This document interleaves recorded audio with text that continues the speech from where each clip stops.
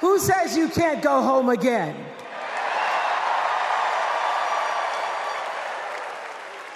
After watching the Obamas last night, that was some epic fire, wasn't it? Some epic fire. We're now so fired up, we can't wait to leave here and do something.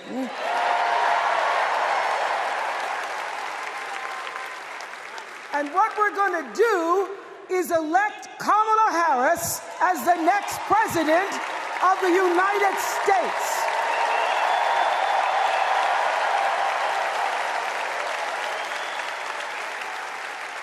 I am so honored to have been asked to speak on tonight's theme about what matters most to me, to you, and all of us Americans: freedom.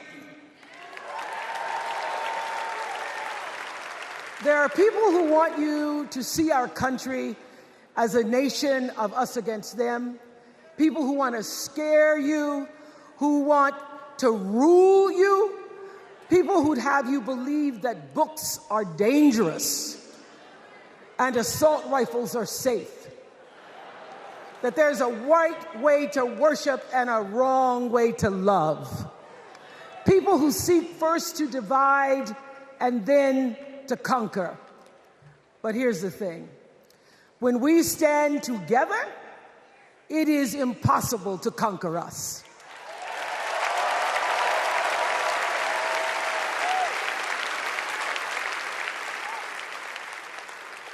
In the words of an extraordinary American, the late Congressman John Lewis,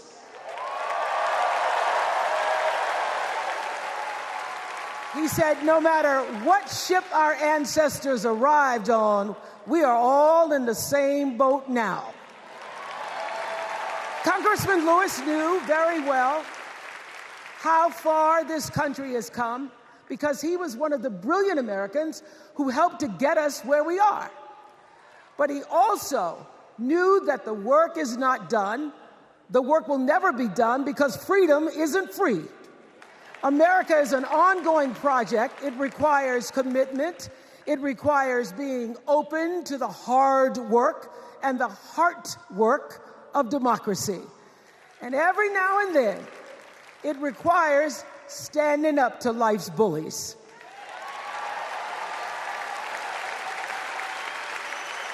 I know this.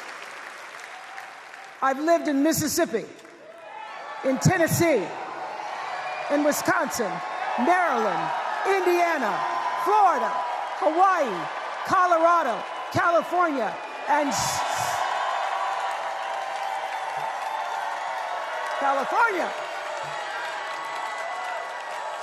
sweet home Chicago, Illinois.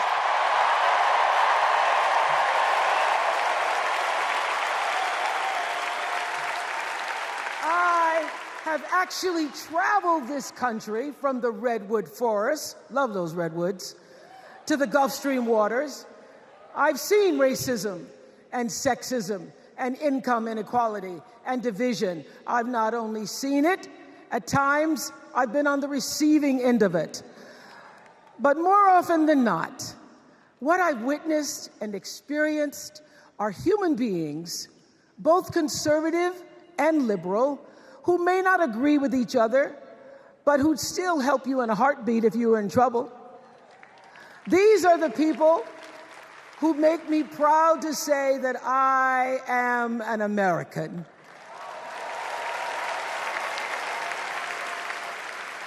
They are the best of America. And despite what some would have you think, we are not so different from our neighbors. When a house is on fire, we don't ask about the homeowner's race or religion. We don't wonder who their partner is or how they voted. No, we just try to do the best we can to save them. And if the place happens to belong to a childless cat lady,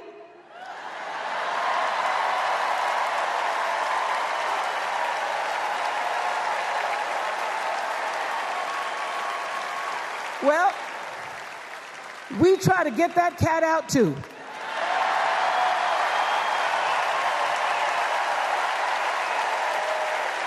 Because we are a country of people who work hard for the money. We wish our brothers and sisters well, and we pray for peace. We know all the old tricks and tropes that are designed to distract us from what actually matters, but we are beyond ridiculous tweets and lies and foolery. These are complicated times, people, and they require adult conversation. And I welcome those conversations because civilized debate is vital to democracy, and it is the best of America.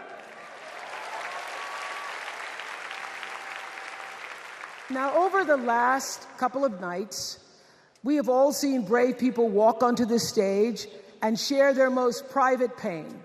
Amanda and Josh, Caitlin, Hadley, they told us their stories of rape and incest and near-death experiences from having the state deny them the abortion that their doctor explained was medically necessary.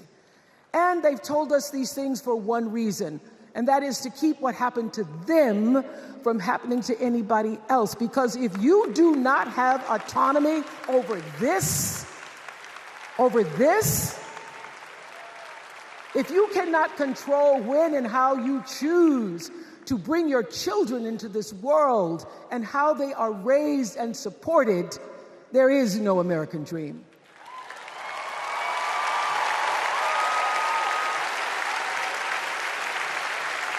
The women and men who are battling to keep us from going back to a time of desperation and shame and stone cold fear, they are the new freedom fighters. And make no mistake, they are the best of America.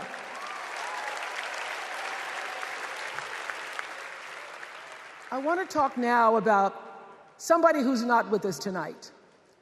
Tessie Prevost Williams was born in New Orleans not long after the Supreme Court ruled that segregated public schools were unconstitutional. That was in 1954, same year I was born. But I didn't have to head to first grade at the all-white McDonough 19 school with a U.S. Marshal by my side like Tessie did.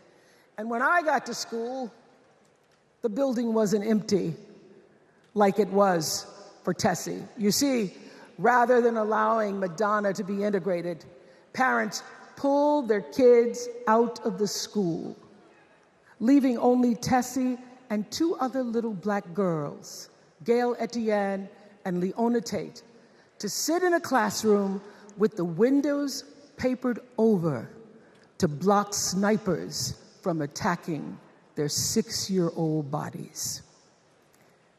Tessie passed away 6 weeks ago. And I tell this story to honor her tonight because she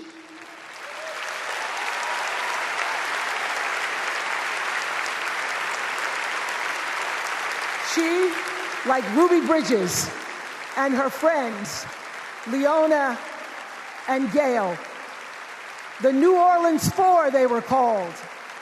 They broke barriers and they paid dearly for it. But it was the grace and guts and courage of women like Tessie Prevost Williams that paved the way for another young girl who 9 years later became part of the second class to integrate the public schools in Berkeley, California. And it seems to me that at school and at home, somebody did a beautiful job of showing this young girl how to challenge the people at the top and empower the people at the bottom. They showed her how to look at the world and see not just what is, but what can be. They instilled in her a passion for justice and freedom and the glorious fighting spirit necessary to pursue that passion. And soon and very soon,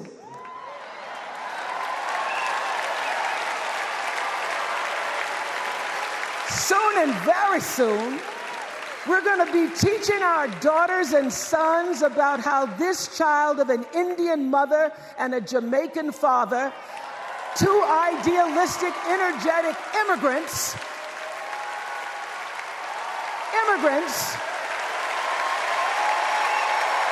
this child grew up to become the 47th President of the United States.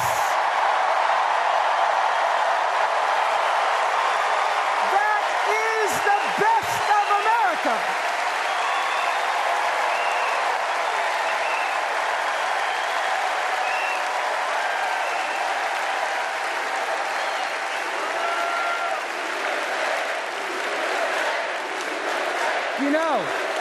You know, let me tell you this. This election isn't about us and them. It's about you and me and what we want our futures to look like. There are choices to be made when we cast our ballot. Now, there's a certain candidate that says if we just go to the polls this one time, that we'll never have to do it again. Well, you know what? You're looking at a registered independent who's proud to vote again and again and again because I'm an American and that's what Americans do. Voting is the best of America. And I have always, since I was eligible to vote, I've always voted my values. And that is what is needed in this election now more than ever. So I'm calling on all you independents and all you undecideds. You know this is true. You know I'm telling you the truth, that values and character matter most of all. In leadership and in life. And more than anything, you know this is true, that decency and respect are on the ballot in 2024.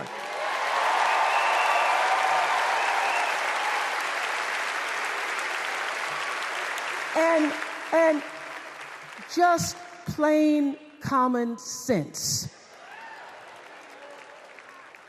Common sense tells you that Kamala Harris and Tim Walz can give us decency and respect. They're the ones that give it to us. So, we are Americans. We are Americans. Let us choose loyalty to the Constitution over loyalty to any individual. Because that's the best of America. And let us choose optimism over cynicism, because that's the best of America. And let us choose inclusion over retribution. Let us choose common sense over nonsense.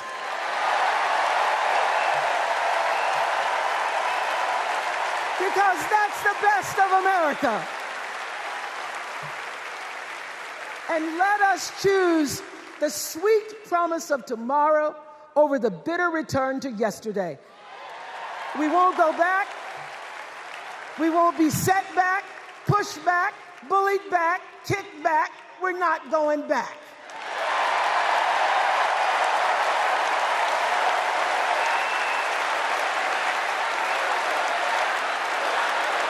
Not going back. We're not going back. So, let us choose. Let us choose truth. Let us choose honor. And let us choose joy.